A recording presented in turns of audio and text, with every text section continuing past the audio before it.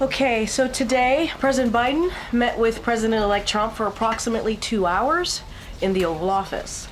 White House Chief of Staff Jeff Zients and incoming Chief of Staff Susie Wiles joined the meeting. It was a substantive meeting, an exchange of views. They discussed important national security and domestic policy issues facing the nation and the world. President Biden also raised important items on Congress's to-do list for the lame duck session, including funding the government and providing the disaster supplemental funding the president requested. Finally, the president reiterated what he said to the president-elect the day after the election and to the American people in a Rose Garden just last week. We will have an orderly transition and a peaceful transition of power. With that, as you can see, I have the National Security Advisor with me, Jake Sullivan, who is going to preview APEC in Peru and also G20 in Brazil. The president is going to be leaving tomorrow, as you all know. And Jake, the floor is yours. Thanks, Karine, and hi, everybody. I'm going to make some brief comments about the president's trip that he leaves on tomorrow, answer a few questions, because I know the issue you are most interested in is hearing from Karine about the meeting. So I will not dally too long up here, but I think it is important to lay out the president's trip here over the next several days. Tomorrow he travels to South America. His first stop will be Peru for the APEC summit, the Asia Pacific Economic Cooperation Summit. And then he'll go on to Brazil for the first ever presidential trip to the Amazon, and then to the G20 summit in Rio de Janeiro.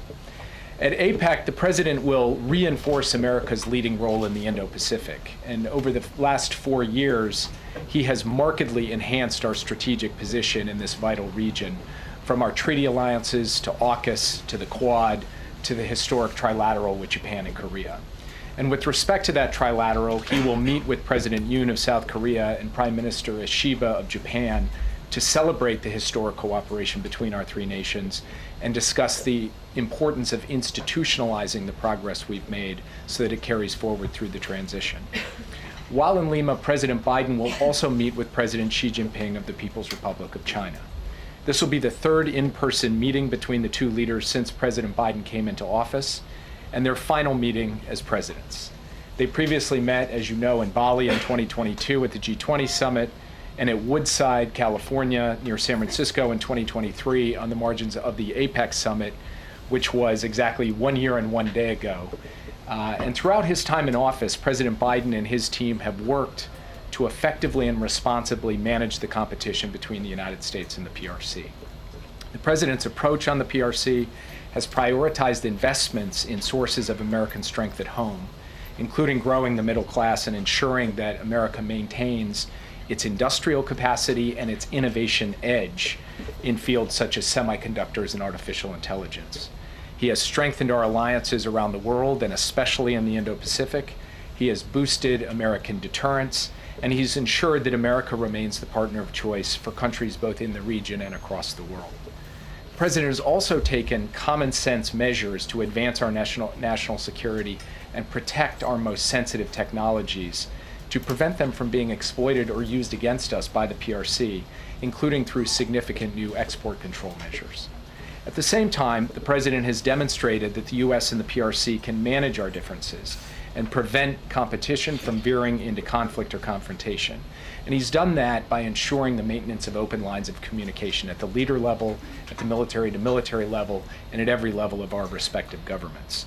And we've also worked to advance cooperation where our interests align, including on counter-narcotics and climate change, which is what the people of our two countries expect and what the world expects. And this meeting between President Biden and President Xi will be an opportunity to ensure a smooth transition and also to continue to keep those channels of communication open, including those especially critical military-to-military channels of communication. Of course, in Lima, President Biden will also meet President Boluarte of Peru to mark the strength and durability of our bilateral relationship with Peru. After that, the president will travel to Brazil, and he'll start with a historic stop in the Amazon to underscore his personal commitment and America's continuing commitment at all levels of government and across our private sector and civil society to combat climate change at home and abroad. And this has been obviously one of the defining causes of President Biden's presidency. While in Manaus, in the Amazon, President Biden will visit the rainforest, engage with local leaders who are working to preserve and protect this critical ecosystem. And as I noted, this will be the first ever visit of a sitting U.S. president to the Amazon. President Biden will then travel to Rio de Janeiro to participate in his fourth and final G20 Leaders Summit. High on the agenda there will be issues associated with debt sustainability for low and middle income countries, mobilizing finance for infrastructure, physical, digital, energy infrastructure around the world, and also dealing, obviously, with the major geopolitical issues of the day, from Ukraine to the Middle East. As you all know, the G20 is a unique forum. It includes both our closest allies and partners, as well as our adversaries. And pulling this group together around shared challenges is never easy, but we do expect to make some progress, particularly around debt and finance during our time in Rio. The President, of course, will also meet with President Lula of Brazil. The two leaders have really built a strong, productive relationship over the last 4 years, and they're looking forward to have their final meeting together as presidents as well. So we've got a busy week ahead of us, and with that, as I said, I'll take a few questions and then turn it back over to Karine. Yeah. Thanks again for doing this, Jay. In the run-up to the election, President Biden warned that allies were worried about America's commitment to the world. What's his message to those allies after this election? Well, he's going to have the same message that he's had for 4 years as president, which is that he believes that America's allies are vital to America's national security. They make us stronger. They multiply our capability. They take a burden off of our shoulders. They contribute to our common causes, including the cause of standing up for freedom and territorial integrity in Ukraine. And as I noted in my opening comments, when he goes to this Asia-Pacific summit in Peru, he'll go with our alliances in the Indo-Pacific at a literal all-time high. Japan, Korea, Australia, the Philippines, a really remarkable record over 4 years, and that's what he's going to hand off to President Trump. And he is going to be making the case to our allies and, frankly, to our adversaries that America's standing with its alliances, investing in its alliances, and then asking its allies to step up and do their part, which they have done these past 4 years, is central to American strength and capacity in the world. That will be his message. It's a message of principle. It's a message of practicality. And it's been one of the causes of President Biden's life. Yeah. Karine said national security obviously came up in the meeting today. You've suggested that the president would make the case to the president-elect not to walk away from Ukraine. Was that message conveyed? How was it received? Well, I'll let Karine speak to what happened in the meeting. I will only note that President Biden reinforced his view that the United States standing with Ukraine on an ongoing basis is in our national security interest. And it's in our national security interest because a strong Europe, a stable Europe, standing up to aggressors and dictators and pushing back against their aggression is vital to ensuring that we don't end up getting dragged directly into a war, which has happened obviously twice in the 20th century on the European continent. So the president has made this case. He'll continue to make this case both privately and publicly, and he will make the case that our investment in Ukraine, the funds that the Congress has appropriated, these aren't just dollars that we're picking up and shipping over to another country. They're dollars we're investing here in the United States in American jobs, producing American weapons that we send to Ukraine, and American weapons that we are building to expand our own industrial base and our own military capacity to deter other adversaries all around the world. So he laid this out. He will continue to make this case as we go forward, and as we go through this transition, it will be our responsibility as the national security team to lay out for the incoming team both what we see and, in terms of the current situation, and how we believe that the United States of America, through this transition and beyond, can put Ukraine in the strongest possible position on the battlefield so that it's in the strongest possible position at the negotiating table for an ultimate deal. Yeah. The families of the American hostages who are held in Gaza are going to meet with President Biden today. We've heard from the families that they would like to see the Biden administration and the incoming Trump administration work together to try to secure the release of these hostages. Do you see any room for cooperation or coordination between your team, the president's team, and Trump's team to try to get a deal before Biden leaves office? I met with the hostages myself yesterday, and as you noted, President Biden will meet with the families of the hostages yesterday, and President Biden will meet with them very shortly. And they asked me this question, and I was very simple and emphatic with them. Yes, of course we're prepared to work with the incoming team in common cause on a bipartisan basis to do everything in our collective American power to secure the release of the hostages, both living and deceased. So we are open to have that engagement, have that collaboration, and we will continue to work in every remaining day that President Biden has in office, that we have in these jobs, to try to bring those hostages home to their loved ones. Just to clarify real quick, though, there's been no discussion here with the Trump team about doing that? Well, I will say that this is a topic, obviously, the American hostages being held in Gaza that President Biden and President Trump covered today, but we have not had the opportunity to engage with the incoming team yet. I'm only expressing, standing here today, as I did to the hostage families yesterday, we are very much willing to do so, and we've sent a signal to the incoming team that we're prepared to work with them on this issue, as with every other issue, because President Biden's cardinal direction to us is ensure a smooth and orderly transition. On that, are you finding the Israelis as responsive to Biden administration inquiries or requests, given that we know the Prime Minister is in pretty frequent touch with the President-elect? I had the opportunity to sit down yesterday with the Israeli Minister of Strategic Affairs, Ron Dermer. We had a detailed discussion about every element of the current situation in the Middle East, and it was a constructive discussion. We are still actively working in support of our common efforts to push back against our common adversaries, to try to deal with the situation in Gaza, in Lebanon, and directly with respect to the Islamic Republic of Iran. And just to give you an example, we are working on an ongoing daily basis to try to increase the amount of humanitarian assistance getting into Gaza, given the suffering of the innocent civilians there who are trapped amidst the crossfire between the IDF and the terrorist group Hamas. We have made some progress in that regard. We extracted further commitments from the Israeli side over the course of the past couple of days. We want to see those commitments followed through on. So we believe that we can continue to work across the board on all of the relevant issues, whether it's humanitarian assistance or it's ensuring the defense of Israel against Iranian attacks, or it's working on ceasefire efforts and a hostage deal in Gaza, or it's ultimately bringing a diplomatic resolution to Lebanon, which we're actively working on. We'll continue to do that every day that we have remaining in office. Jake, I know you can't speak to what happened in the meeting earlier. We'll ask Karine about that. But 8 years ago, then President Obama explicitly warned incoming President Donald Trump about the urgent threat posed by North Korea. He said it was the most urgent national security threat the U.S. was facing at the time. What would you communicate to your national security advisor, Pierre, who's going to be following you in this job? What is the most urgent national security threat facing the United States today as Donald Trump prepares to take office? Well, I would say two things in answer to that question. The first is that if you look out at a strategic level, the competition with the People's Republic of China is going to be defining for what the world looks like over the course of the next 10, 20, and 30 years. And so that has got to be a paramount priority for the incoming administration.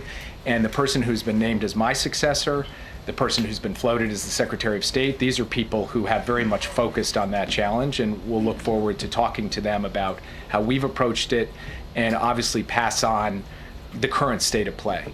Then there's the most immediate issue, which is Iran and its proxy groups continue to take actions that directly threaten Americans and American interests in the Middle East, and that has to be dealt with on an urgent basis. Now, that's at the macro level and the micro level.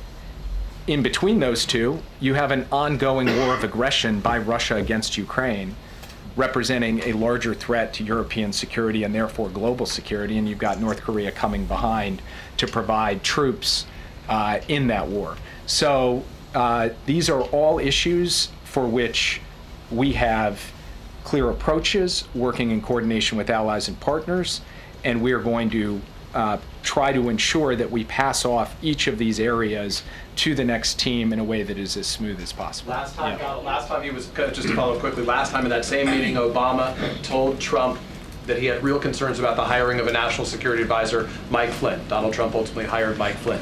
Do you have any concerns about the names that you have heard mentioned so far and announced so far by Donald Trump to serve in his administration in a national security role? I know some of them. I've engaged with some of them, and people like, for example, Congressman Waltz, who's been named to be my replacement. He's somebody that I have engaged with in the past. I respect his service to this country in uniform. He's put his life on the line. I respect his service in Congress. He and I obviously don't see eye to eye on every issue, but I am very much looking forward to engaging him over these next 60 days, as I said, so that we can have this smooth handoff. There are other people that he's named who I just don't know, I haven't met, and therefore can't comment on. Yeah. You talk about wanting to engage, wanting to smooth this transition. Why hasn't it happened yet? Is the signing of the MOUs an actual issue that is preventing you from coordinating with the incoming Trump team? So I'll defer to Karine to kind of go into the nitty-gritty. What I'll say at a broad level, though, is the MOU creates the opening for the landing teams to arrive at the agencies, to include the NSC. But that doesn't mean that we can't reach out and get, and express our willingness to engage with our counterparts, our incoming counterparts. We've done that, and so I expect that in a matter of days here, we should be able to have some engagement. Of course, that depends on whether the incoming team wants to engage, and that will be up to them. But for our part, we are more than willing to do what is our responsibility as directed by the president, and frankly, as dictated by the Constitution, which is to ensure the peaceful transition of power. I have a China-related question as well. The Biden administration largely left in place the Trump-era tariffs on China. The policy towards China hasn't been wildly divergent. Do you see the potential for bipartisan agreement on the relationship with China in the next administration or going forward? I think for us to succeed in the long-term competition with the PRC, it will require a bipartisan foundation. The best traditions of American foreign policy have always had a bipartisan element, and many aspects of the policy that we have pursued in this administration with respect to the PRC and with respect to the Indo-Pacific have been bipartisan. By the way, the same thing is true with respect to Ukraine, where there has been strong bipartisan support and votes in both the House and the Senate for the resources and the strategy for Ukraine.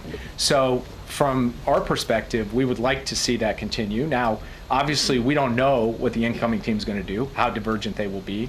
Those will be decisions they take, not for me to comment on. All I can say is that when it comes to investing in our alliances, the sources of strength at home, the protections of our advanced technologies, these are things we're going to advocate continue because we think that they are not political issues, they're American issues that can serve all of the people of this country. Yeah. Will the president raise this alleged hack by a Chinese hacking group when he meets with President Xi?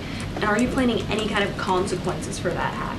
It is a significant issue. I expect that the FBI and CISA will have an update in terms of their investigation, which is ongoing, into the hack soon.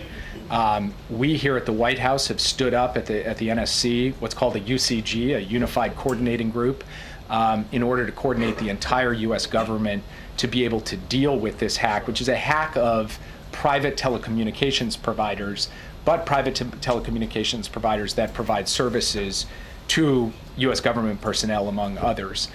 So you will hear from the FBI and CISA on that. I do expect this will come up in the meeting in Peru. And I'm not going to speak to consequences from this podium. I will only say that we have made clear over time that we will respond when we see actions taken in terms of cyber attacks, cyber espionage, cyber intrusions. That has been a feature of our policy to date. It will remain a feature of our policy going forward. I'll take just a couple more and then let Karine take over. Go ahead. Thanks, Jake. Can you give us a sense of what else President Biden said to President Trump about Russia in their meeting?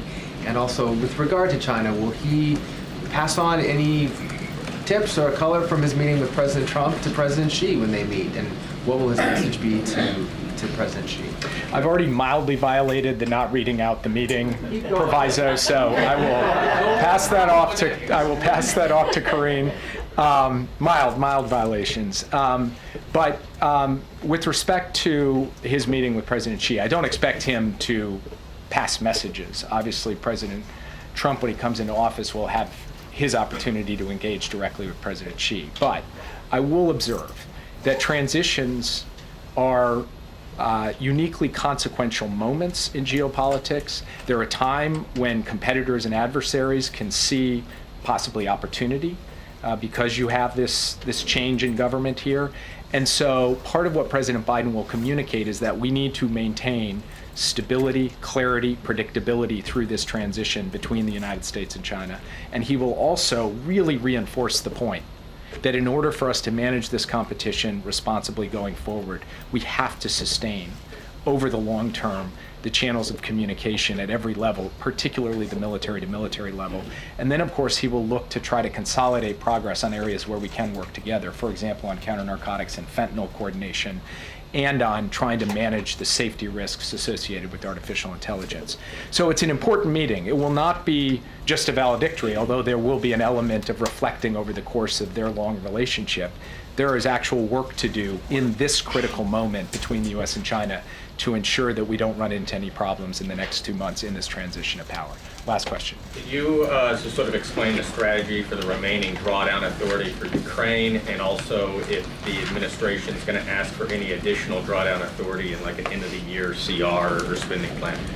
So the president has made clear, and he has directed his team to ensure that every dollar that the Congress gave to him, authorized him to spend, he will spend on behalf of Ukraine before he leaves office. Now again, these are not dollars he's putting on an airplane and flying across the ocean. These are dollars he's investing in the American defense industrial base. As we provide weapons to Ukraine, we make new weapons to give to the US military. All of those dollars will be spent, will be obligated by the time he leaves office on January 20th. Therefore, it only stands to reason that in the next 2 months, the administration will signal to Congress that we would like to see additional funds for Ukraine for 2025 so that they can be in the best possible position, the strongest possible position to negotiate, to ensure they achieve their objectives, that they win at the negotiating table. Now, what form will that take? CR, et cetera. I'm going to not get myself in trouble by turning into the OMB director up here. I will just say that the administration very much sees the necessity and the logic of seeking additional resources for 2025, since we are doing what Congress asked us to do, which is dispersing the funds they gave us for 2024. And with that, I'll turn it over. Policy question? Jake on the Amazon tree. Thank you, Jake. Congrats on becoming a congressional spouse. I just have one more thing, and then I'll go into your questions. So today, the President and the First Lady welcomed nearly 200 education and workforce leaders to the White House for the Biden-Harris administration's Classroom Career Summit. The administration's Investing in America agenda is creating millions of good-paying jobs, many of which do not require a 4-year college degree, and its investments will continue to drive job creation for years to come. The summit highlighted the record progress to expand career pathways to these good-paying jobs in infrastructure, clean energy, advanced manufacturing, and so much more. With that, Josh, it's good to see you, as always. Good to see you, Karine. Regarding the meeting. Yeah. President Biden has given a lot of statements about his concern for the U.S. democracy.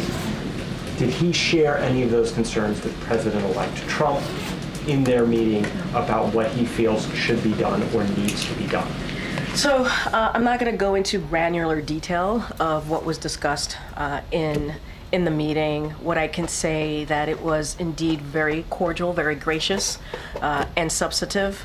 And I mentioned at the top, national security was discussed, domestic policy issues were discussed. I had an opportunity to speak with the president in the Oval Office right before coming out to do this press briefing, because I wanted to make sure that I got what the president wanted to share with all of you. So certainly that everything that I'm saying is sanctioned, if you will, by the president. He wanted you all to know that the president-elect, again, was gracious, came with a detailed set of questions. It was, again, substantive.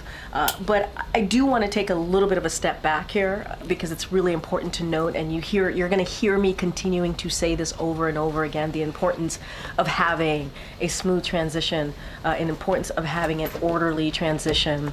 The president respects the will of the American people and wants to make sure that occurs. That is what he believes the American people deserve.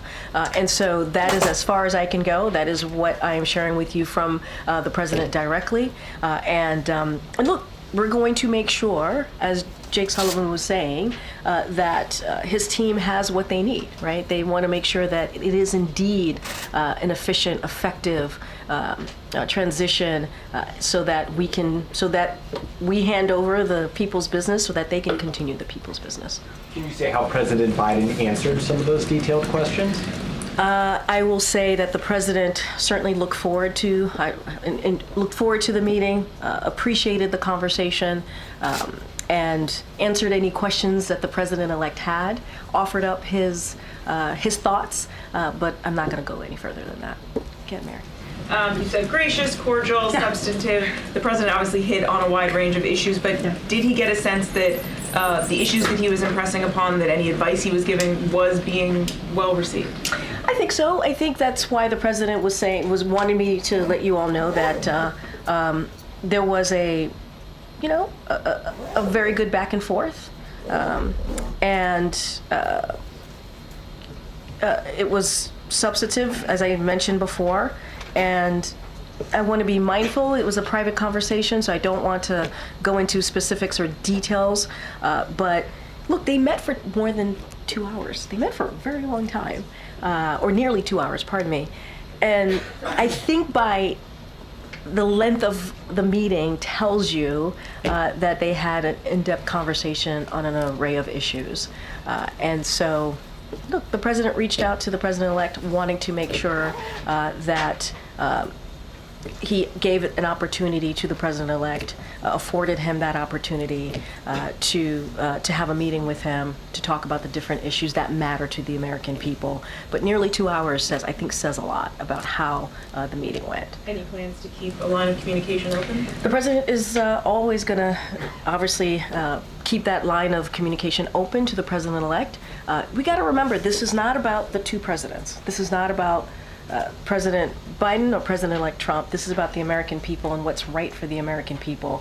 And if anything, the president has led by example, right, over the last week now on making sure that we have this cordial transition of power. Here's just one other topic. President-elect Trump's nominee for defense secretary has questioned whether or not women should serve in combat roles in the military. Wondering what the administration makes of that. Is there any concern about women's ability to serve in certain roles going forward? I think we've made ourselves really clear. I'm not going to speak to this pick. That's not the president's going. The president-elect is going to lay out his certainly his personnel and who he wants to fill these cabinet position, who he wants to be in the White House with him, and we will give them the space to do that. But I think we've been very clear about how we see the importance of gender equality, the importance of women in the workforce. I think we have been an administration that has led on that issue, and certainly we do not agree with those views, but that is for obviously the president-elect to speak to his picks, and I'm going to let them do that. Gotcha. You said the president-elect came with a detailed list of questions. That's surprising to me. What was on his list? I'm not going to go into details of what was on the list. I shared that, and the president wanted you all to know that because we want to be very clear. It was actually a substantive meeting, nearly 2 hours. There was a lot discussed. There was a lot of back and forth.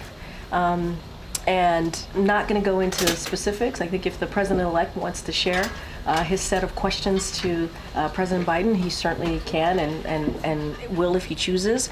But wanted to give you as much information as I could without going into too much specifics on a private conversation. Was the list typed out on a piece of paper? I don't have. I appreciate the effort there, Jeff. I don't have anything beyond that. Did the issue of the fact that President Trump did not acknowledge President Biden as the winner in the 2020 election come up today? What we want to do is move forward. We do. Really? No, seriously. What we want to do is move forward. We respect the will of the people. There was an election, as you know, last week, and the American people spoke.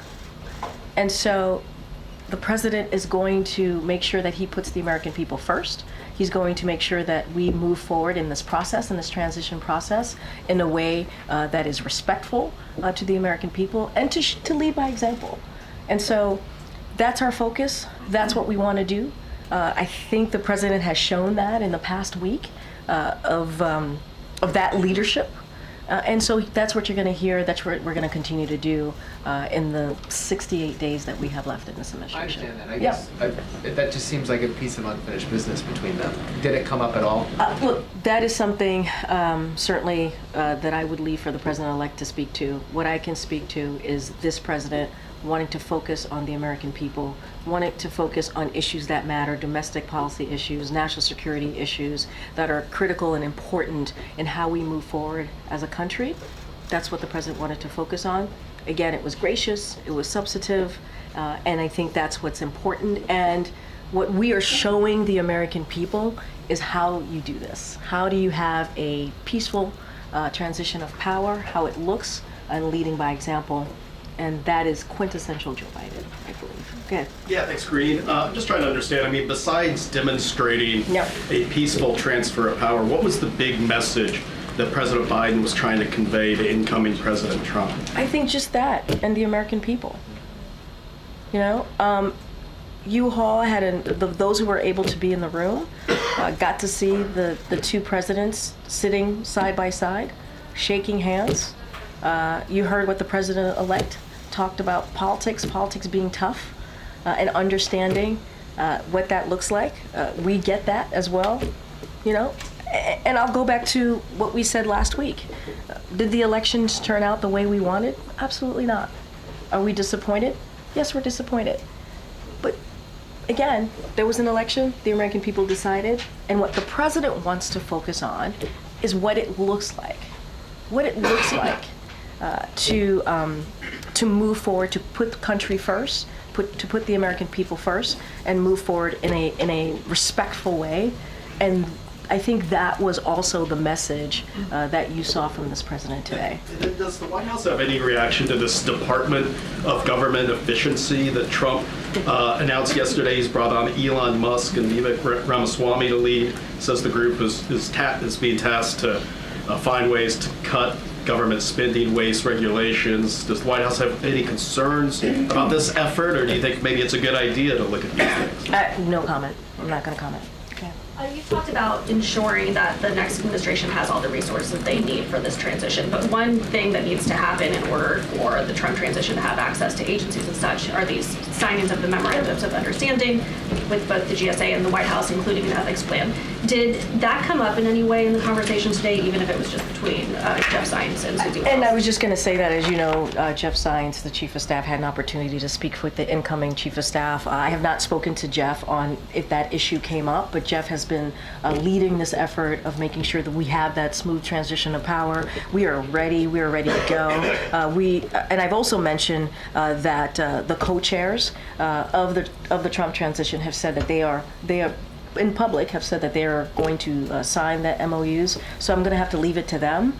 We are ready. And Jake, I think, put it really well when he said it doesn't mean that we can't still have conversations. It doesn't mean we can't engage with our counterparts or those who have been picked by the president-elect to come into this administration. Certainly, we are open to that and want that to happen. But I would have to, refer you to the Trump transition, they have said they would sign those MOUs. And back in 2000, then Vice President Al Gore actually hosted George W. Bush a few days after he had conceded the election. When Bush came to meet with Clinton, he then went on to meet with Gore.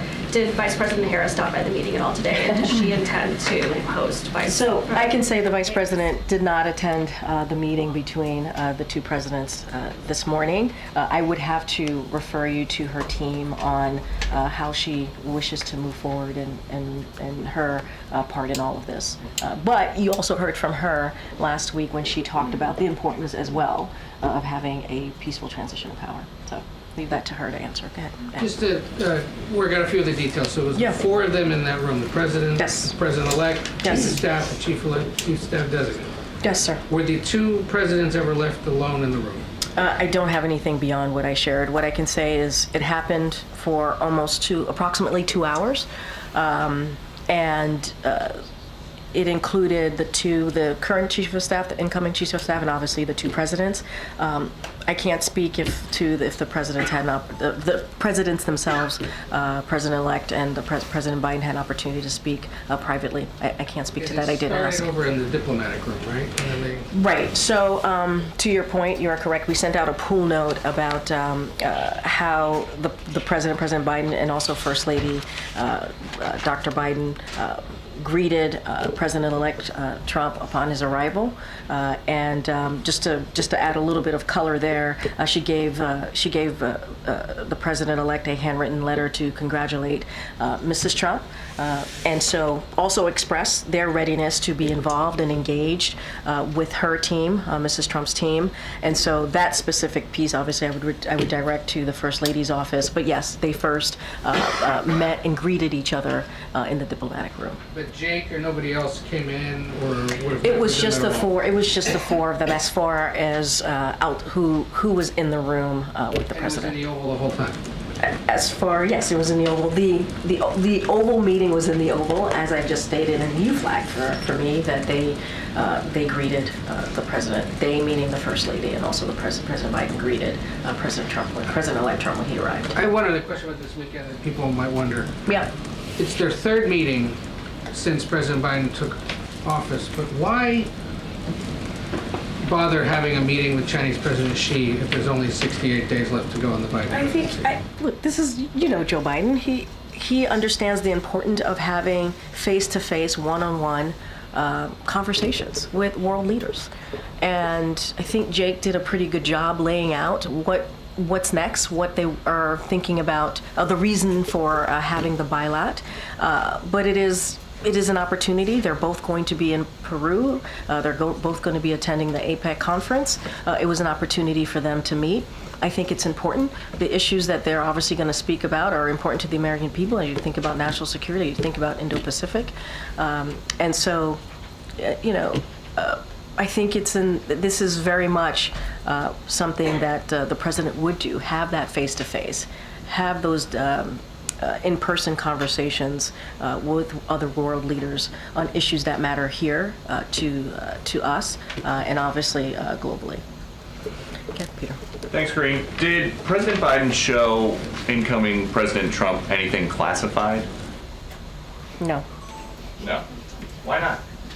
Why would he? This was an opportunity for them to speak candidly, openly.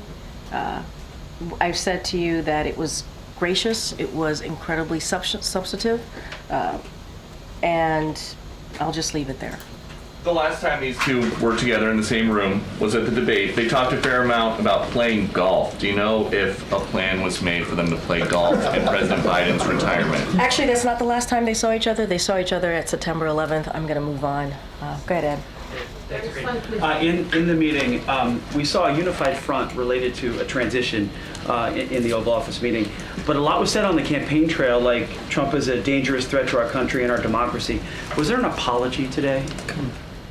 I'm sorry? Was there an apology from President Biden for the words, some of the words used? An apology from the President Biden. To President-elect Trump for some of the words that was used on the campaign trail. Look, and I've answered this a couple of times about a threat to democracy in the past week.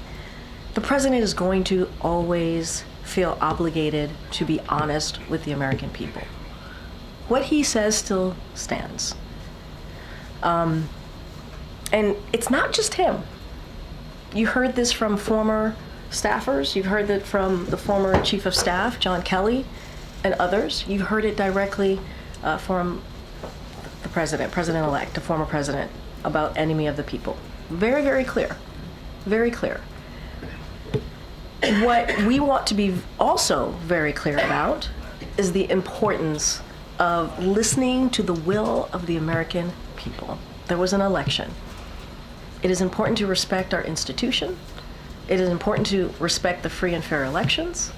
And that's what this president is doing.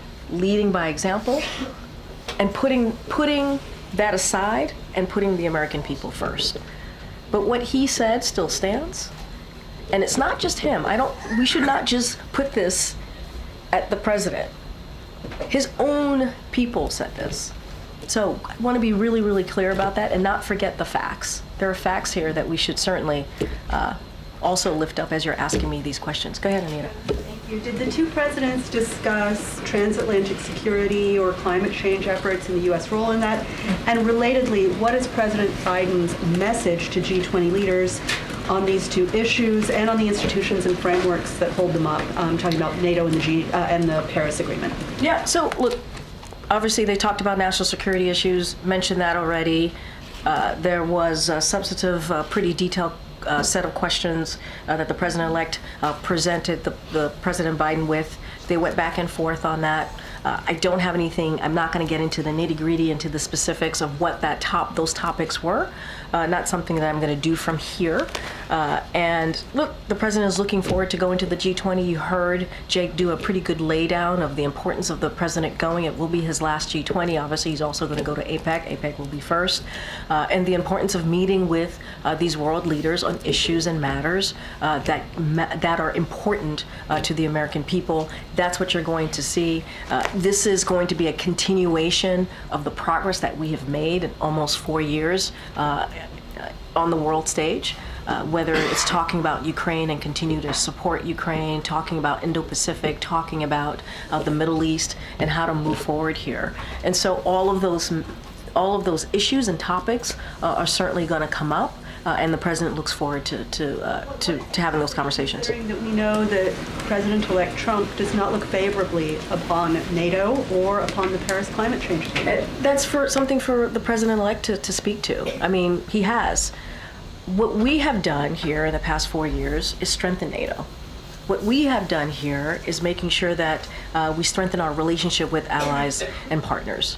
What we have done here is put the American people first, put our national security first, and really have conversation with world leaders on shared priorities. And so that's going to continue in the next 68 days. And that's the progress that the president wants to continue to have conversations about, and that's what you're going to see on this next ACONUS trip. To the swing counties in the back of the room. Thank you. I think in this room we've all watched the very somber speeches that the president gave on democracy in Philadelphia at the Capitol, and today we see these pictures of two leaders chatting around a fireplace. There's a stark contrast here, and isn't there a risk that in the future, when voters are faced with warnings about democracy, they're just going to dismiss them and think this is just campaign stuff, this is just political? I think there are two different things here. When it comes to what the president said in the past year, even more so about our democracy, the importance of our democracy, let's not forget, we saw that Americans do care about democracy. They care about protecting our freedoms. That is something that the president's never going to shy away from. He's never going to shy away talking about that. And it is important on how we move forward, right? It's important. But what we're seeing right now is also a democratic principle, right? When we're talking about transition of power, it is about our democratic principle as well. It is about continuing that transfer of power. It is about continuing that democracy. I know I said these are two different things, but they're also connected as well. And so for him to do that, for him to invite the president-elect and to have important conversations on issues that matter to the American people is actually part of what democracy looks like. And the president is never going to shy away from that. And again, were the elections what we had hoped? Absolutely not. We're not hiding that. We've been very clear about that. But we have to move forward. We have to move forward on behalf of the American people. And what you saw and what you're going to see when we talk about transition is about our democratic principles. Okay. Thank you, Karine. Going back to her question on the G20, Jake was saying that he is hoping for some progress, but is progress possible when allies, the G20 allies, are trying to understand and are expecting a change in the administration here? So how does the incoming administration can undermine this progress they are trying to reach there?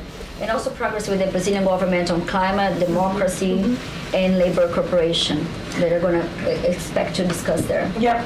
I'm not going to get ahead of what's going to be discussed at the G20, and I'm not going to get ahead of what the Trump administration policies are going to look like.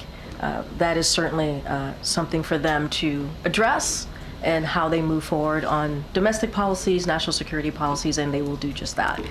What I can talk about is the progress that the president wants to continue to make, and the strengthening of our alliances, strengthening of our partnerships, and making sure that we continue to stand up with Ukraine as they continue to fight against Russia's aggression, and a range of issues of Indo-Pacific to the Middle East. You talked about climate change, especially as it relates to Brazil.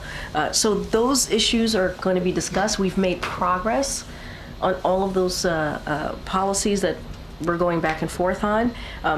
I'm just not going to speak to private conversations that are going to happen, what's going to be discussed, and just speak to what we can do, what we're looking to do, and why it's important. This ACONUS that the president's going to go on is going to be a continuation of what he has been able to do for almost 4 years now. And what does Trump victory mean to the world?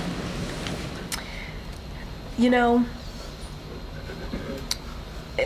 what I can say, and I'm going to sound like a broken record, what the president is going to do is continuing to make sure that we follow the election results, the will of the people. Majority of Americans decided. And what we can do is make sure that democracy continues here by doing this transition of power, and doing it in an effective, orderly, peaceful way. And the president is going to focus on the progress that he's made. He has relationships with these world leaders, obviously, not just for some of them, not just the past almost 4 years, but for some time. And, you know, he'll have honest, direct conversations with them. I'm just not going to get into philosophizing and getting into the bigger picture. I'm just going to focus on what's ahead in the next 68 days. Go ahead, Kelly. I think I have to head out. Do you know if President-elect Trump has already started to receive intelligence briefings, or if there's plans to start doing those briefings again? That's something for ODNI to speak to, not something for me to speak from here. Okay. I'm going to kind of try and circle back on this. You said that the conversation was cordial, gracious, substantive. Was there any acknowledgement about some of the harsh rhetoric that Donald Trump had issued regarding Kamala Harris, calling her, for example, a low IQ individual, et cetera? I don't have anything to share beyond what I stated at the top and during these back and forths. Don't have anything outside of that. Okay. Good. Yeah, I was going to ask a similar question. Was there any acknowledgement or discussion about the election and how the vice president ran her campaign? I don't have anything else beyond what I just stated. Go ahead, Phil. I might be trying the same thing again and again. Yeah, but you talked about how this was a cordial discussion between the two of them, how the incoming president came with a list of questions. Were there any top-level areas of agreement or overlap between the two presidents in terms of maybe challenges that are ahead for the country or potential solutions? Any areas of agreement? A lot was discussed. It was a detailed set of questions. The president appreciated having a substantive conversation with the president-elect. I'm not going to go into details. Maybe the president-elect will speak on his behalf on what he wants to share coming out of the meeting. But this is what we're going to share from here. 2 hours nearly 2 hours is a long time to talk about what's important for the American people and how to move forward. And I think that's important. I appreciate the effort. All right, everybody. Thank you so much. Can you just share, find out if there was any time that the two met individually so we're all on the same page? And will there be photos? Afghanistan, Karine.